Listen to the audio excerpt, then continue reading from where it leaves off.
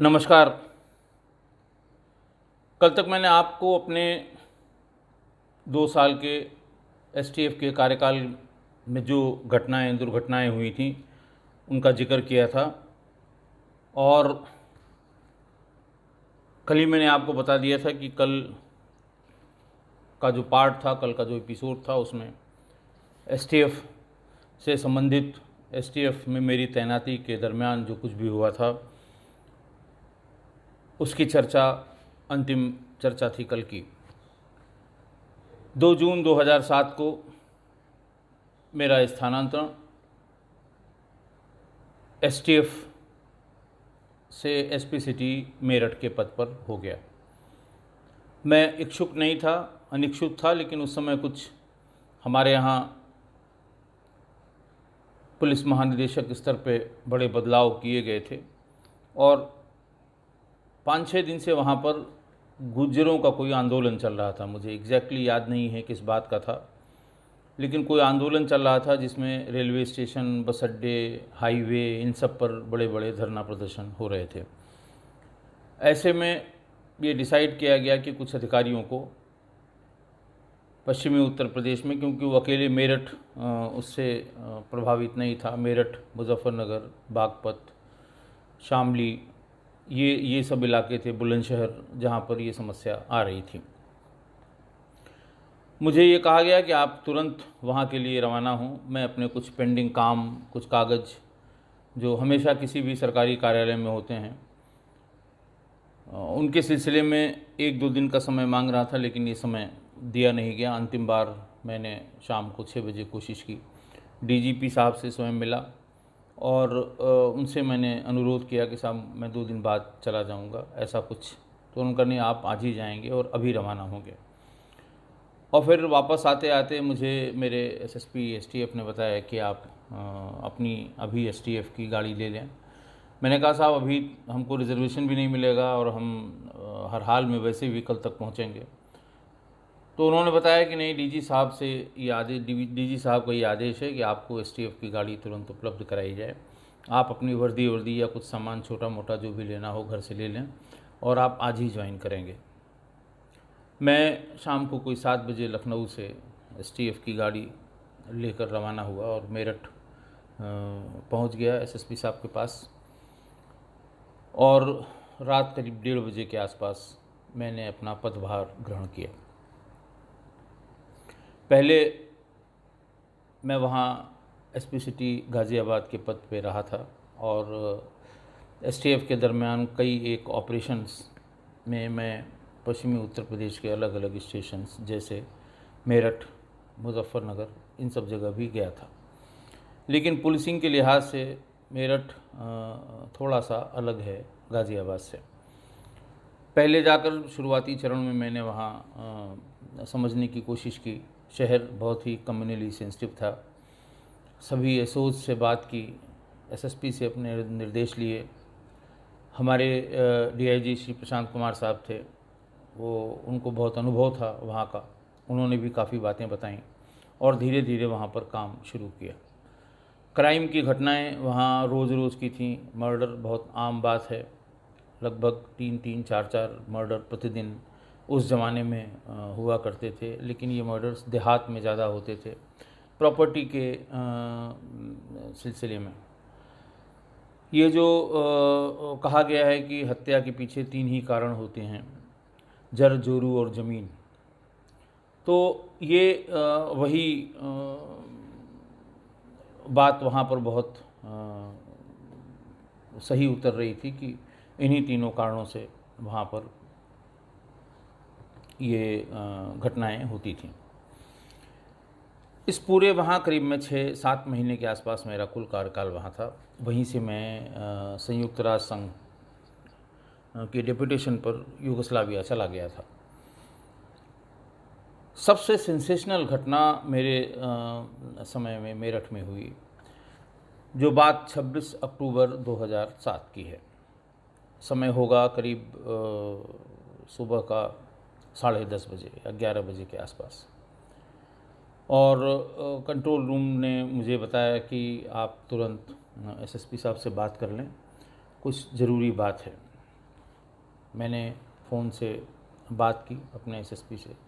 उन्होंने कहा फ़ौरन जेल के भीतर चले जाइए और अपने साथ काफ़ी फोर्स ले जाइए, वहाँ कोई समस्या उत्पन्न हुई है। जो उस समय वरिष्ठ जेल अधीक्षक थे संतोष श्रीवास्तव जी, पहले मैंने उनसे बात की। उन्होंने बताया कि साहब चले आइए, यहाँ तो जेल में बड़ी लंबी सुरंग खोद दी कैदियों ने। मैंने कहा कोई भागा? उन्होंने कहीं भाग तो नहीं पाए, लेकिन बड़ा ताज्जुब है साहब, इतनी पुरानी जेल है, ब्रिटिश पीरियड की जेल, और इसमें बड़ी लंबी सुरंग खोद दी है। मेरे लिए भी कौतूहल का विषय था। मेरे सामने तुरंत शोले फिल्म के तमाम सीन सामने से निकल गए। जब असरानी का जो अभिनय था, वैसा अभिनय शायद किसी कॉमेडियन के रोल में अब तक नहीं आया है, जब वो ये कहता था कि मैं अंग्रेज़ों के ज़माने का जेलर हूँ। और जेल में सुरंग की एक बहुत ख़ास एपिसोड उसमें है, आप सभी लोगों ने देखी होगी।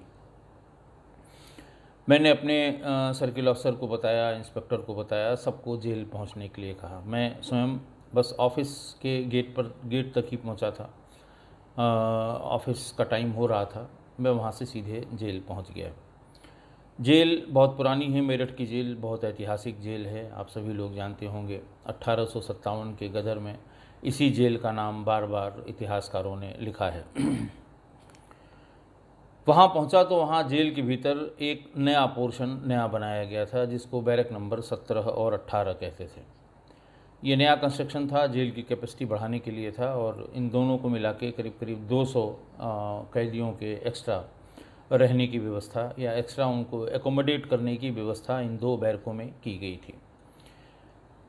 जेल सुप्रिंटेंडेंट संतोष श्रीवास्तव गेट के बाहर ही मिल गए और उन्होंने मैंने पूछा भाई कैसे बन गई? अरे बोले साहब समझ ही में नहीं आ रहा है, और तो बड़ी बदनामी की बात है, और बस थोड़ा सा और अगर हम लोग चूक जाते तो बहुत ढेर सारे कैदी बाहर हो जाते।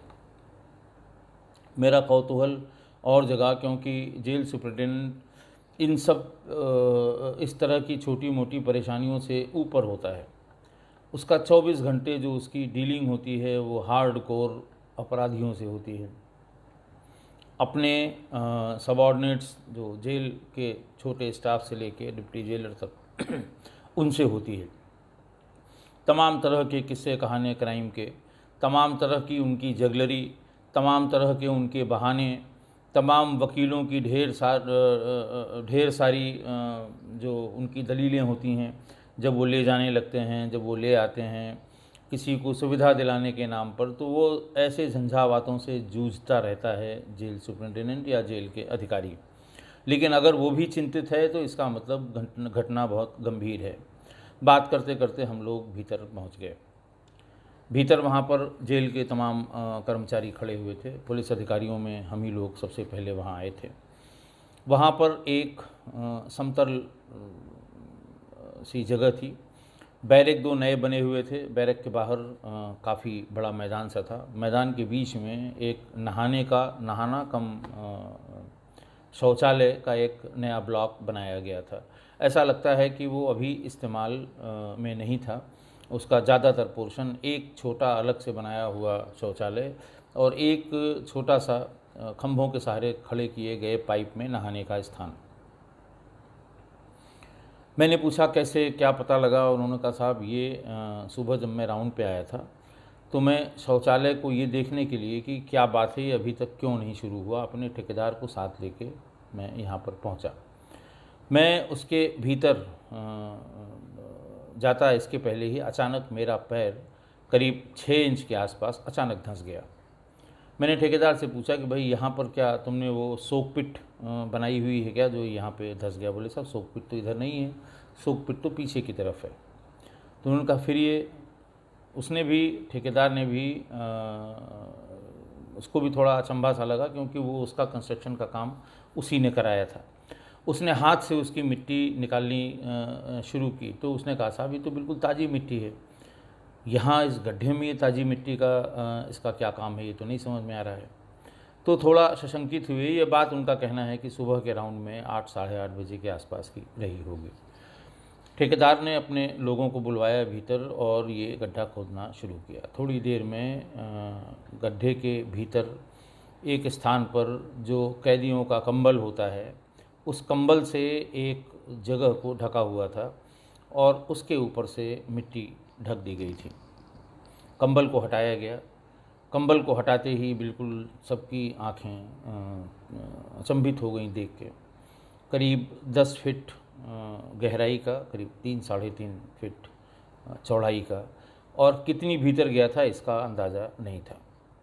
संतोष श्रीवास्तव, मैं, इस बीच में तमाम पत्रकार भी वहाँ आ गए और सभी के लिए ये विषय बहुत ही अचंभित करने वाला और कौतूहल का था। संतोष श्रीवास्तव ने कहा, साहब चल के देखते हैं आखिर कहाँ तक ये गई हुई है ये सुरंग। पहले ये कहा गया कि साहब इसमें टॉर्च का इंतज़ाम कर लीजिए, किसी ने कहा दिए का इंतज़ाम कर लीजिए, लेकिन फिर दिमाग में ये आया कि सुरंग में घुसने से पहले ये इंश्योर कर लेना चाहिए कि उसमें कोई विषाक्त गैस तो नहीं है कि सभी लोग जाएं और फिर वहाँ से निकलना मुश्किल हो जाए। इसी बीच में हम लोग बातचीत कर ही रहे थे कि वो ठेकेदार का एक आदमी, उसने कहा साहब हम जाके देखते हैं, ये बिल्कुल ताज़ा ये कम से कम 6, 7, 8 घंटे पहले की मिट्टी खोदी हुई है जो इधर सामने की तरफ पड़ी हुई है, लेकिन गहराई बहुत है। भीतर जाके उसने आवाज़ लगाई कि साहब चले आइए, कोई ऐसी बात नहीं है, आइए आप देखिए इसमें क्या हुआ है। हम लोग, मैं और संतोष श्रीवास्तव, 1-2 और जेल के अधिकारी, ये लोग धीरे धीरे भीतर की तरफ बढ़े। थोड़ी दूर तक तो बाहर की जो लाइट थी, सनलाइट थी, उससे वो जगह जाने का रास्ता समझ में आ रहा था, लेकिन कोई 10 कदम 15 कदम जाने के बाद उसमें अंधेरा सा होने लगा। लेकिन ठीक उसके आगे ही उसमें छोटे छोटे बल्ब के आकार की चीज़ें दिखाई पड़ने लगीं। घुप अंधेरे में एक बहुत छोटा सा बल्ब जो होता है वो देख के, और सारे एक ही प्रकार की लाइट, नीले रंग की लाइट उसमें से निकल रही थी और भीतर जाने के लिए पर्याप्त रोशनी थी उसमें। उसी रोशनी में आगे आगे वो जेल का कर्मचारी और पीछे पीछे हम लोग पहुंच गए। करीब 40-42 फीट के आसपास ये सुरंग खोदी जा चुकी थी। वहाँ तो ये नहीं समझ में आ रहा था कि एग्जैक्टली आके ये कहाँ ख़त्म हुई है, और फिर उसके बाद ये देख के कि भीतर रोशनी की कितनी अच्छी व्यवस्था की गई है, किस तरह से मिट्टी को धीरे धीरे करके शेप में काटा गया है। आने जाने के लिए, एक व्यक्ति को आने जाने के लिए बिल्कुल पर्याप्त जगह है, 3.5 फीट के आसपास करीब करीब उसकी चौड़ाई थी। लेकिन 2 व्यक्ति भी अगर मतलब एक निकल रहा हो, एक जा रहा हो, तो भी बहुत कठिनाई उसमें नहीं होगी जेल के भीतर जाने में। ये इतना अचंभित कर देने वाली बात थी, क्योंकि मैंने अपनी नौकरी की शुरुआत से ही आपको बताया, इतनी नौकरी बीत जाने के बाद भी मैंने कभी ये दृश्य न देखा था, न इसके बारे में कल्पना की थी। दीवार फांदकर कैदियों के भाग जाने की बहुत ढेर सारी सूचनाएं हैं। छोटी मोटी दूरी में कहीं दीवार में सेंध लगाकर और उससे बाहर कूद जाने की, मतलब ईंट निकाल के और भी बाहर की तरफ भाग जाने की घटनाएं भी पहले हुई हैं। कभी कदार इस तरह से जेल की बैरक के भीतर से नीचे सुरंग बना के बाहर निकलने की बात सुनी गई है, लेकिन कहीं इतनी बड़ी संख्या में सुरंग बना के भागने की बात मेरी जानकारी में नहीं थी। यहाँ तक कि तब, यानी 2007 में अक्टूबर की इस घटना के बाद से आज तक भी 2020 में मैंने कहीं नहीं सुना कि इतनी लंबी सुरंग कहीं पर जेल के भीतर बना दी गई हो। बाहर निकले और फिर लोकल पुलिस के सभी अधिकारी आ गए थे और उनसे कहा गया कि आप तहरीर दीजिए और इसका मुकदमा लिखवाइए। लेकिन ये दिमाग में बार बार आ रहा था कि भाई जेल के बैरक के भीतर फावड़ा आया होगा, बैरक के भीतर कोई खोदने का सामान आया होगा, आखिर ये कैसे हुआ।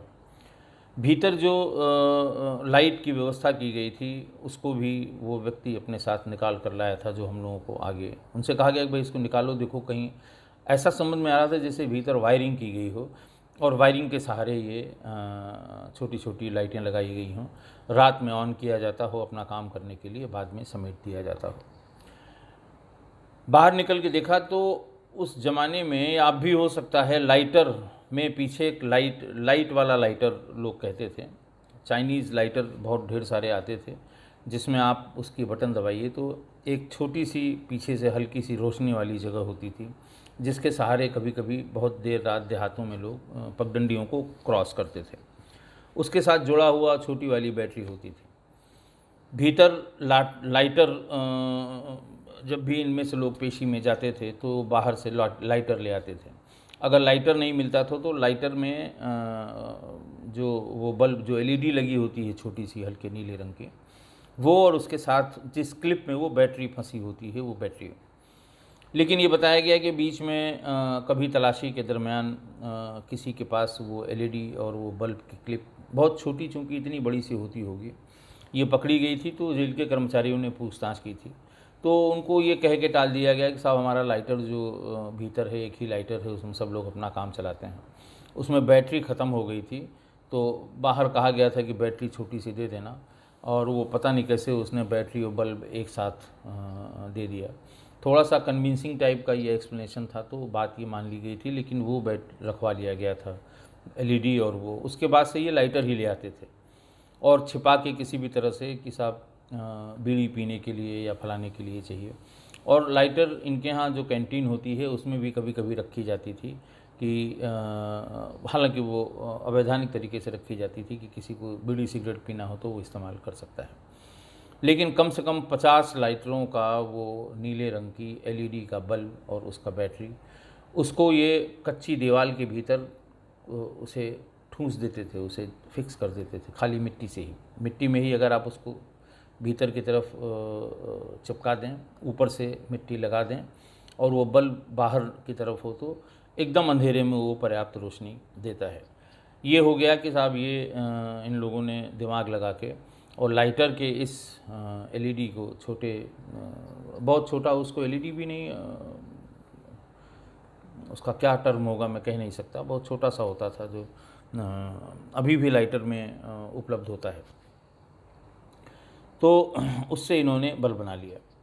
फिर उसके बाद ये कहा गया कि भीतर जाके ये देखने की कोशिश की जाए कि अगर फावड़े का निशान होगा मिट्टी पर ताज़ी तो उसका चौड़ा इम्प्रिंट पड़ेगा, तो दीवारों को देख के ये अंदाज़ लगाया जाए कि किस चीज़ से खुदाई होती थी। भीतर से फिर जेल के कर्मचारी गए और उन्होंने कहा साहब ये चम्मच या चम्मच के आगे वाले भाग या चम्मच के पीछे वाले भाग से, क्योंकि कहीं भी कोई भी निशान वो 8 सेंटीमीटर 6 सेंटीमीटर से ज़्यादा का नहीं है, तो इसमें कोई भी फावड़ा या खुरपी या खोदने की और किसी औजार का इस्तेमाल नहीं किया गया है। फिर नीचे धीरे धीरे देखा गया तो उसमें टूटे हुए चम्मच के हत्थे, यानी बार बार इस्तेमाल करने से कमज़ोर टाइप का चम्मच है वो टूट जाया करता होगा, तब वो उनके काम का नहीं होता होगा, उसे नीचे ही छोड़ देते हैं, फिर नए चम्मच के जुगाड़ में लग जाते हैं। फिर ये बात वहाँ उनके रसोइये ने बताई कि साहब पिछले कम से कम 2 महीने से बहुत ढेर सारे चम्मच हमारे गायब हो गए। लेकिन चूँकि आते जाते सब तलाशी ली जाती है और इतनी उम्मीद कैदियों से नहीं की जाती कि वो चम्मच चुराएंगे, और चुराएंगे तो करेंगे भी क्या उसका। बार बार ये पूछा जाता था कि भाई आज 10 चम्मच कम हो गई, आज 5 चम्मच कम हो गई, तो ये माना जाता था कि बर्तन की सफाई जहाँ होती है संभवतः जूठन के साथ ये चम्मच भी चले जाते हैं और फिर जहाँ इनका कूड़ा फेंका जाता है वहाँ बाहर जेल के बाहर फेंक दिए जाते हैं। फिर ये कहा गया कि जो बर्तन साफ़ करने वाले लोग हैं, जो कुछ विचाराधीन कैदियों से, कुछ सज़ा याफ्ता कैदियों से ये जेल के भीतर के तमाम काम कराते हैं, जो पीले रंग की ड्रेस पहनते हैं, तो उनको भी डांट फटकार लगाई गई कि भाई जब आप जूठी थालियों में बर्तन जूठन उसका बाहर निकालते हैं तो ये देख लिया करें कि उसमें चम्मच तो नहीं है। उस दिन ये समझ में आया कि ये बड़ी संख्या में चम्मच क्यों गायब हो रहे थे, और चम्मच के सहारे, और चम्मच भी, और फिर बाद में फर्दर इन्वेस्टिगेशन में पता लगा कि कंस्ट्रक्शन के लिए वहाँ जो ये नई बैरक बनी थी उसमें कंस्ट्रक्शन के लिए जो तसला होता है जिसमें सीमेंट तैयार किया हुआ सीमेंट, मतलब घोला हुआ सीमेंट जिसमें ले जाके मिस्त्री को दिया जाता है कि वो उसे ईंटों के बीच में रख के, और तो वो जो घिस जाता है, टूट जाता है, तो उसके टुकड़े का भी इस्तेमाल इसमें किया गया था, जो इतनी लंबी सुरंग खोदी जा सके। अब ये हुआ कि आखिर ये कैसे रिस्पॉन्सिबिलिटी फ़िक्स की जाए, कौन लोग हैं, कैसे पता लगाया जाए। तो 17 और 18 बैरक के ठीक बीच की बात थी, और 17 और 18 बैरक में कुल मिला के 140 कैदी उस समय थे। तो प्राइमा फेसी जो एफआईआर लिखाई गई वो बैरक नंबर 17 और 18 के 140 कैदियों के विरुद्ध लिखाई गई कि 140 कैदियों की कनाइवेंस से, क्योंकि ये इम्पॉसिबल है कि 2 आदमी 4 आदमी उसकी खुदाई कर रहे हों और बाकी लोगों को न पता हो। तो ये मान के कि जानबूझकर भी अनजान बनने या इस तरह के गैरकानूनी काम की सूचना न देने के कारण ये भी अपराधी की श्रेणी में आते हैं, इसलिए 140 व्यक्तियों के खिलाफ वो मुकदमा लिखवा दिया गया। फिर धीरे धीरे पूछताछ शुरू हुई, टीमें रोज़ जाती थीं। अच्छा, इसी बीच में जब हम लोग इनिशियल पूछताछ वहाँ कर रहे थे, कुछ मिट्टी हटाई जा रही थी, वहाँ लेबर आ गए थे। क्योंकि गंभीर घटना थी तो हमारे उस समय डीएम मेरठ थी रोशन जैकब मैडम, थी तो सीडीओ, लेकिन वो डीएम साहब की छुट्टी पर होने के कारण वो चार्ज पर थी, वो भी आ गई। और हमारे ज्योति नारायण साहब जो इस समय आईजी लॉ एंड ऑर्डर हैं डीजी ऑफिस में, वो उस समय एसएसपी मेरठ थे, वो भी आ गए और उन्होंने सभी आवश्यक कार्रवाई के लिए कहा। डीजी जेल्स भी शाम को आ गए, मीना साहब थे, उन्होंने भी सबसे बात की और सभी अधिकारी वहाँ एक एक करके रात तक पहुँचे और उन्होंने देखा कि आखिर किसको फ़ायदा होता। सबके जांच करने का अलग अलग तरीका था कि साहब यहाँ से कौन डिस्परेट था निकलने के लिए, ये अगर पता लग जाए तो हमें आदमी को पिन पॉइंट करने में आसानी होगी कि आखिर किसने ये सुरंग खोदी या खुदवाई होगी। तो अब विवेचना के लिए एक अलग से टीम बना दी गई, एक एसआईटी गठित कर दी गई और ये पता लगाने की कोशिश की गई कि ये कौन लोग होंगे। इतनी सफाई से सब काम हुआ कि रात में 12 बजे जब गणना करके, जो कैदियों के हवलदार होते हैं, गणना करके बैरक को बंद करके चले जाते हैं, ये काम उसके बाद शुरू होता था। रात में 4 लोग 5 लोग जाते थे, पुरानी शर्ट और पैंट अपने साथ ले जाते थे।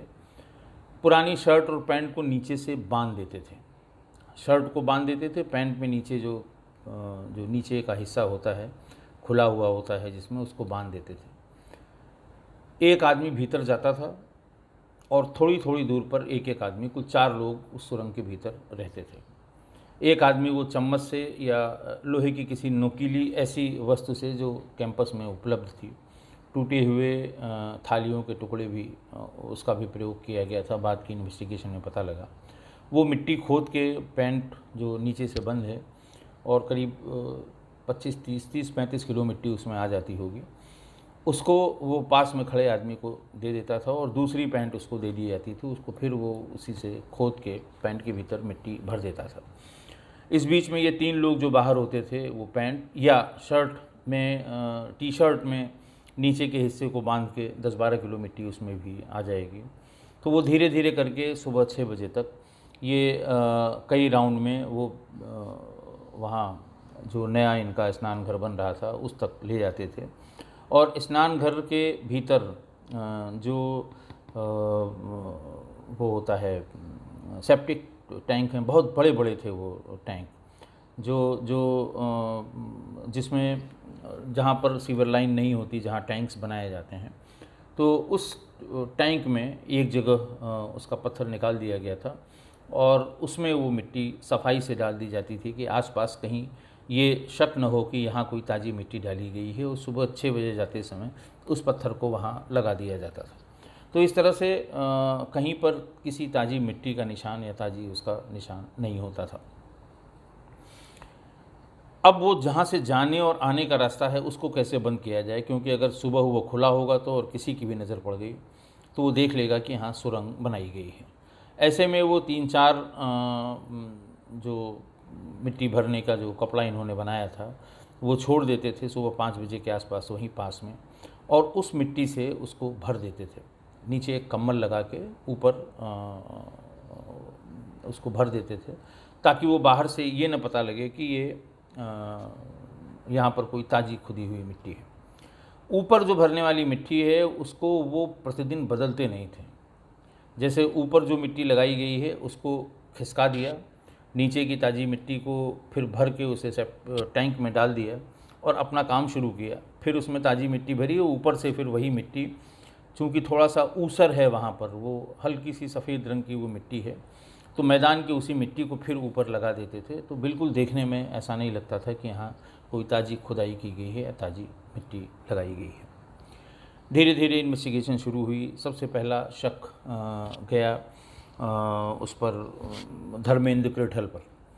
धर्मेंद्र किरठल के दो सबसे नज़दीकी साथी, धर्मेंद्र किरठल एक बहुत बड़ा बदमाश पश्चिमी उत्तर प्रदेश का, उसके दो साथी संजय और पिंटू उस समय जेल में थे और दोनों ही बैरक नंबर 17 में बंद थे।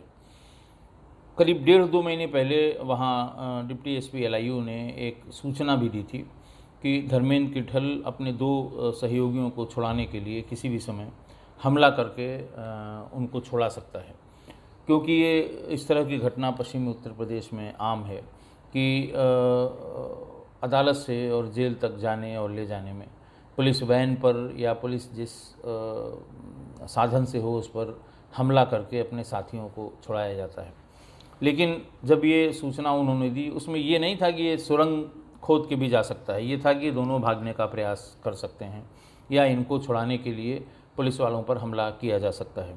तो वह अदालत से जेल आते जाते समय भारी सुरक्षा व्यवस्था में संजय और पिंटू को जेल ले जाया जाता था और जेल से अदालत ले जाया जाता था और अदालत से लाके जेल में दाखिल कर दिया जाता था। तो उस LIU की उस रिपोर्ट का हवाला दिया गया और ये कहा गया कि साहब देखिए, पहले से कहा जा रहा है कि ये दोनों भागने का प्रयास कर रहे हैं।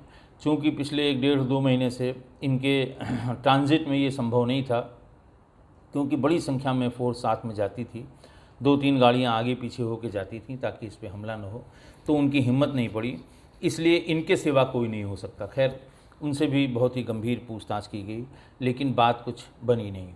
उसके बाद फिर वहाँ पर दूसरा एक बंद अपराधी था, ज्ञानेंद्र ढाका। ज्ञानेंद्र ढाका का नाम वहाँ एक डिप्टी जेलर की हत्या हुई थी उसमें भी आया था कि ज्ञानेंद्र ढाका ने ये सुरंग खुदवाई है इनमें से। फिर अलग अलग जो 140 लोग बंद थे, सबकी बैकग्राउंड देखी गई, कौन कितने किस अपराध में है, कौन कितनी ज़्यादा किसकी क्रिमिनल हिस्ट्री है, लेकिन बात कुछ समझ में नहीं आई और ज्ञानेंद्र ढाका की भी बात बहुत ज़्यादा पुष्टकारक साक्ष्य के साथ साबित नहीं हुई। बाद में फाइनली इसमें कुल 39 लोग चिन्हित किए गए थे और उन्हीं 39 लोगों के विरुद्ध, अब जेल तो उन्हें भेजना नहीं था, जेल में तो थे ही थे, 39 लोगों के विरुद्ध चार्जशीट लगाई गई थी। मुकदमे का क्या हश्र हुआ अदालत में, इसकी जानकारी मुझे नहीं है, लेकिन जिन लोगों के विरुद्ध 140 में से 39 लोग जो लगाए गए थे, ये संभवतः बागपत के थे। 2-3 अपराधों को मिला के मतलब 2-3 ग्रुप्स को मिला के 10-12 लोगों का ग्रुप था जिन्होंने ये पूरी योजना बनाई थी। इन्होंने खूब अच्छे से इसको प्लान किया था, खुद अच्छे से एग्जीक्यूट किया था। जो मुख्य दीवार है, सबसे बड़ी दीवार होती है जेल की, जो जेल की दीवार के नाम से मशहूर होती है, उससे सिर्फ 4.5 फीट की दूरी तक ये सुरंग बन के तैयार हो गई थी। यानी अगर 2-3 दिन और करीब करीब इसमें 35 से 40 दिन का समय इनको लगा था। एक दिन में लगभग 1 फीट की दीवार ये, जो 10 फीट गहराई, 3.5 फीट चौड़ाई और करीब जो गहराई और चौड़ाई है जो इतनी ये खोद लिया करते थे प्रतिदिन, लगभग 1 फीट। तो 35 से 40 दिन में इन्होंने 40 फीट की ये सुरंग खोद ली थी। अगली जो इसकी जो बात समझ में आती है कि चूँकि उन्हें पता था, ये रोज़ देख लेते थे, कुछ उसमें से शातिर ऐसे थे कि पैरों के कदम से बहुत एग्जैक्ट नाप कर लेते थे कितने हो गई, और बाकी में दिन के समय में ये जहाँ से खुदाई हुई है वहाँ से दीवार नाप लेते थे। तो इन्हें अंदाज़ था कि भी 2.5-3 फीट या मैक्सिमम 4-4.5 फीट हमें और खुदाई करनी होगी। उसके बाद फिर थोड़ी मेहनत होगी नींव की ईंटों को खिसकाने में, और अगर एक बार नींव की ईंटें खिसक गईं तो हम सारे लोग एक ही टाइम में 1 घंटे के भीतर सभी लोग बाहर हो जाएंगे। ये अगर उस दिन संतोष श्रीवास्तव जो वरिष्ठ जेल अधीक्षक थे, अगर ये वहाँ जाके इनका पैर उस सुरंग के मुहाने पर जो अस्थायी व्यवस्था ये रोज़ करते थे उसको बंद करने की, उसमें पैर न धंसा होता, तो हो सकता है ये अगले 4-5 दिनों में वो जेल की उस दीवार तक यानी नींव तक वो पहुंच जाते। ये ज़मीन से करीब करीब 8 फीट नीचे की तरफ ये इन्होंने सुरंग खोदी थी। 8 से 9 फीट, जगह जगह कहीं कहीं 10 फीट भी ज़मीन से इसकी निचाई थी। तो पूरा दिमाग लगाया था कि कभी पानी की बरसात में अगर बहुत नज़दीक यानी ज़मीन से 1-1.5 फीट के नीचे ही वो खुदाई शुरू करेंगे, तो कभी पानी की बरसात से ज़्यादा पानी बरस गया तो पानी नीचे भर जाएगा और पता भी लग जाएगा कि नीचे कौन सी कहीं कोई सुरंग जैसी चीज़ बनी हुई है। बहुत ही सेफ़ डिस्टेंस जो उन्होंने बनाया था कि ज़मीन की जो सतह है उससे 8 फीट नीचे, और उसकी जो गहराई है कि उसमें आदमी को बहुत ज़्यादा झुक के न जाना पड़े। वो करीब करीब 3-3.5 फीट 4 फीट के आसपास का वो है और 3.5 फीट उसकी चौड़ाई है। तो इस तरह से जो सुरंग बनाई गई। फिर अगले दिन अखबारों में इसका जैसा कि आप जानते हैं कि पुलिस लापरवाह, जेल प्रशासन पर शंका, बिना जेल के लोगों के, बिना जेल के अधिकारियों की मिली भगत के इतनी लंबी सुरंग नहीं खोदी जा सकती, आदि आदि। तो एक बड़ी घटना या इस तरह से इतने बड़ी संख्या में कैदियों के भाग जाने की घटना से ये बचत हुई और एक बड़ी साजिश का पर्दाफाश हुआ, जबकि मेहनत इनने बदमाशों ने पूरी की थी और बहुत थोड़ा सा समय और लगता और फिर वही अखबारों की सुर्खियां बनती कि साहब इतने कैदी जेल में सेंध लगाकर फरार। तो ये ऐसी घटना थी जिसका जिक्र मैं बाकी घटनाओं से पहले करना उचित समझ रहा था, क्योंकि ये बहुत ही गंभीर घटना थी और किसी के भी सेवा काल में, किसी पुलिस वाले के सेवा काल में ये कभी एक आध बार किसी के साथ इस तरह की घटना हुई हो तो हुई हो। आज बस इतना ही। बहुत बहुत धन्यवाद।